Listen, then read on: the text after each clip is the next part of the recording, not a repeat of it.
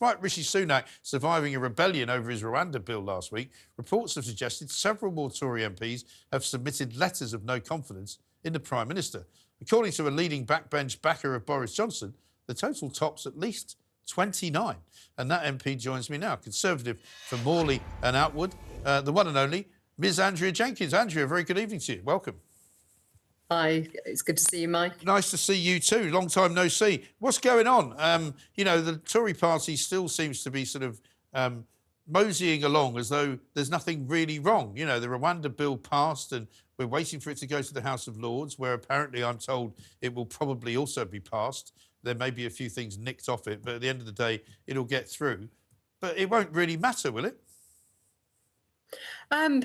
I mean, also, the Lords completely defeated the bill tonight with so many amendments that when it comes back, Labour want to water it down even more, and Labour in the Lords. So Labour clearly support it in the Commons, these amendments, to water it down more. Now, I think what the issue is, Mike, is that you've got, different groups within the parliamentary party.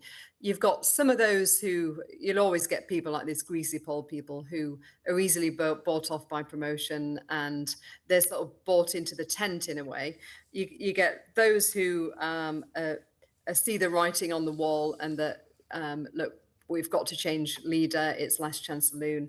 And you get those who are rabbit in the headlights, Mike, who are, God, we've changed leader several times now, and we can't go through this again. And if anything, they're paralysed and not knowing what to do. And as you've known, Mike, I was the first person to put my letter in publicly back in November to try and lead the charge. But I think that other people need to start putting their head above the parapet, because that's what's really going to cause change. Yes. But if there are now 29 people, as far as you know, that have put letters in, has that been something that's recently happened, would you say? Is it as recent as since the Rwanda bill's been going through Parliament? Oh, no, I mean, I got told this a couple of weeks ago, because, people sort of, when you put your head above the parapet and you're outspoken, you start finding that people start opening up to you. They did when I had a whipping operation to try and oust Theresa May. People was sort of opening up to me then, and and I'll never in a million years divulge names, because they tell you in strictest confidence. No, I wouldn't expect you to do that. Oh no, I'm not asking you to, Mike. But I'm saying so. Just I want them to realise that. And this was 2 weeks ago. My tally with what people have told me was 29. This is just people who told me. Not everybody is open and tells you, of course.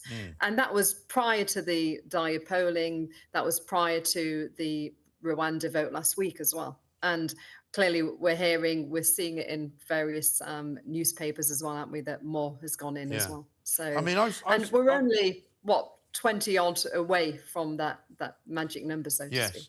I mean, I've spoken to some Tory MPs who think that there's a sort of a hardcore, if you like, of these kind of one nation Tories, I suppose you might call them, the ones who don't like to look cruel and evil and nasty at dinner parties, who should probably be kicked out of the party, but Rishi Sunak won't do it. I call them the Lib Dems, actually, Mike.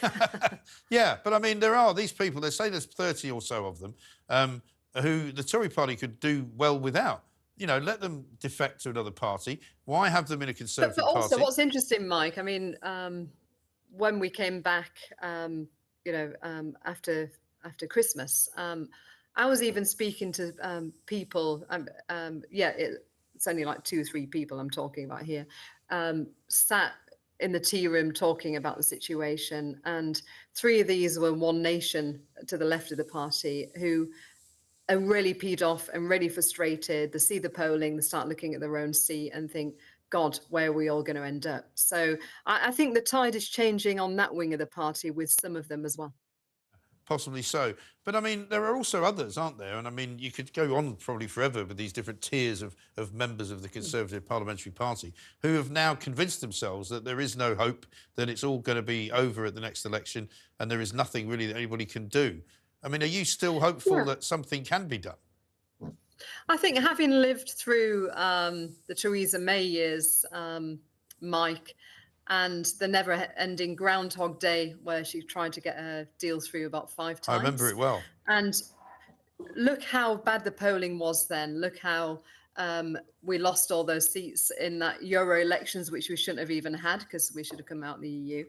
And I think there's always hope. I'm quite a positive person. There's always hope.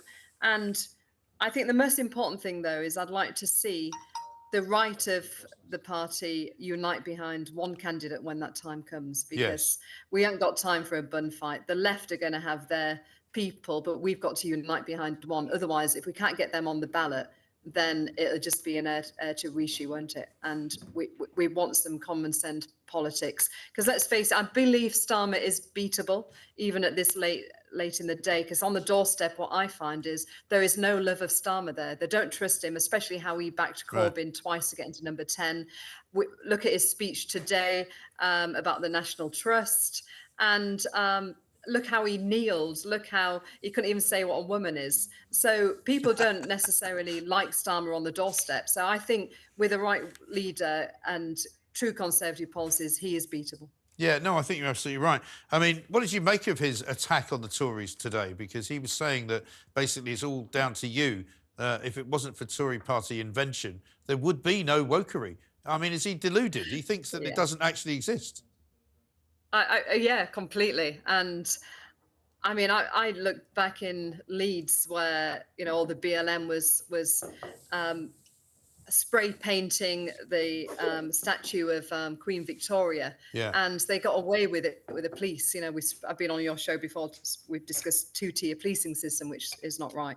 And what annoys me about Starmer is the fact that he tries to make out from his speech today that we are really trying to divide, the Conservatives are divide, but whose politics are always divisive? The Labour Party. How come they always try to play the class war, rich against poor, the haves and the have-nots? Every election, I remember John Major, he did a fundraiser for me years ago before he came out, obviously very Remain in Brexit. He wouldn't do it now, certainly.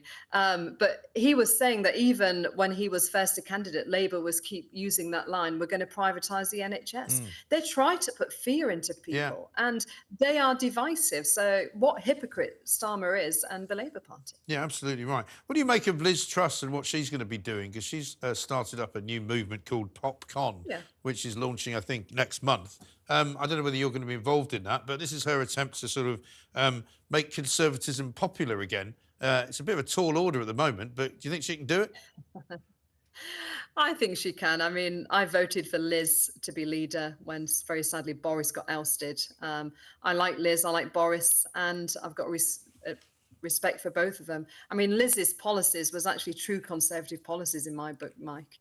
And I think if anybody can do this, showing what real conservatism is about, I think she can. And let's face it, it was the parliamentary party who was ousted. It wasn't party members. It wasn't the country. So I think good luck to her. We need all hands on deck at the moment to show what real conservatism is about. And I think, you know, she epitomizes it with, look at her manifesto against Rishi. It's low tax Conservatives. She knows what a woman is. She was very anti-woke. And so I'd like to see more of that, more policies like that from our own party. But if she launches this organisation, doesn't that kind of set the Conservative Party into two and basically promote one side of it as against the other? No, I mean, it's always been two parties. Look at the Thatcher years, Mike. We both lived through that, you know. So it's always been two parties. It's always had the lefty wets and the centre rights, and I'm proud centre right. And so it's always been there. I mean, look at the Labour Party; they're the same as well. I think political parties, especially with the two main parties, they are like a coalition in a way, aren't they, between left and right? But I'd like to see our Conservative HQ reform and just let the right-leaning candidates stand in election. That's what I would do if I was party chairman. Yeah, well, that's the problem, isn't it? There's too many not right-leaning members of Parliament, and there's too many people perhaps being selected for the party who shouldn't be selected. Yes. Oh, completely. Oh, definitely. I mean, I look at some colleagues and do think they belong in the Lib Dems, as I said earlier. And I And I wonder how some get through this election, because the majority of party members are more centre-right, are more Thatcher-right Conservatives, where Liz Truss's policies went down really well. So, yeah, so God knows how they got through, but they do. There's people like that in both parties, isn't there? Yeah, there absolutely is. Well, Andrew, good to talk to you. I'm sure there'll be plenty more to say between now and whenever the election is. Andrea Jenkyns, there, MP for the Tory party, from the centre right of the Tory party, as she says.